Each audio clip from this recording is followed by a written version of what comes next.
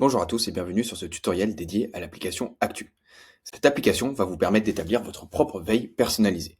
Elle va aller lire différents sites sur Internet et les sourcer en fonction du sujet que vous auriez vous-même précisé. Alors, à quoi ressemble une Actu? Par exemple, celle-ci, c'est une newsletter donc sur le thème de technologie et des innovations en France dans le secteur de l'IT. Ce 7 avril, il nous a donné le résumé d'un article, donc il nous donne le résumé directement de façon sourcée pour que, quand je clique dessus, il me permette de me renvoyer vers l'article en question. Il peut y avoir différents nombres d'articles en fonction de ce qu'il juge pertinent, 2, 4, voire une douzaine, comme il a en fonction des articles qu'il aura trouvé et jugé pertinents par rapport à votre sujet. Plus il y a des articles sur votre sujet, plus vous allez avoir de résumés de différents articles. Il peut y avoir plusieurs sources par article s'il y en a plusieurs qui parlent du même sujet. Alors, comment faire pour créer sa propre veille? Très simplement, en créant une nouvelle lettre d'information ici, vous allez pouvoir indiquer le sujet qui vous intéresse. Disons les nouveautés d'OpenAI.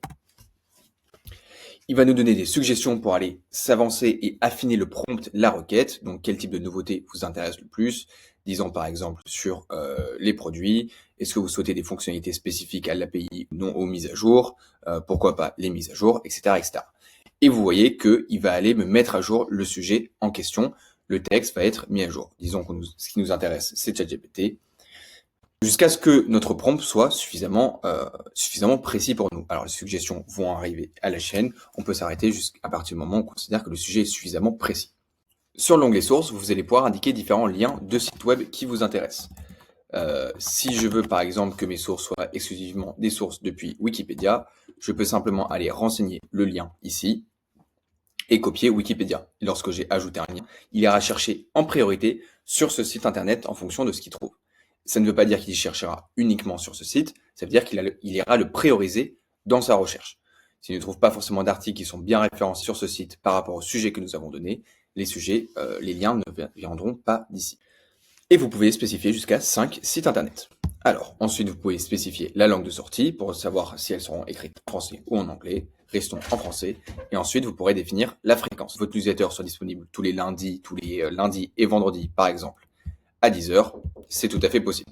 Et à partir de ce moment-là, il vous suffit plus qu'à générer et vous allez avoir tous les lundis et vendredis à 10h une newsletter sur le sujet que vous aurez précisé.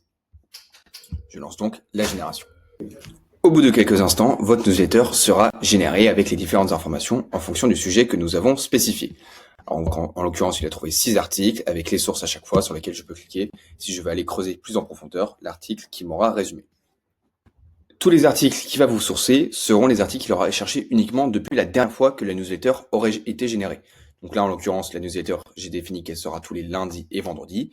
Aujourd'hui, nous sommes mercredi. Il ira chercher donc tous les articles depuis lundi 10h et l'instant où j'ai généré la newsletter. De la même façon, quand la prochaine sera générée ce vendredi, et c'est tout ce qu'il trouve entre vendredi et le lundi précédent.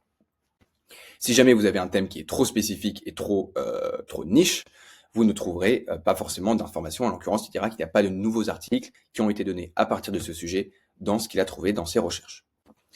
Si jamais vous voulez affiner, modifier la date de création et de fréquence de vos newsletters, vous pouvez très simplement retourner dans les paramètres pour aller changer tout ce que vous avez défini jusqu'à présent, ajouter différentes sources, langues ou fréquences. Une fois que vous avez créé votre newsletter et que vous en êtes satisfait, vous pouvez tout à fait, depuis votre accueil d'actu avec les 3 petits points, partager la newsletter aux différentes organisations et équipes en interne pour que tout le monde ait accès aux différentes informations.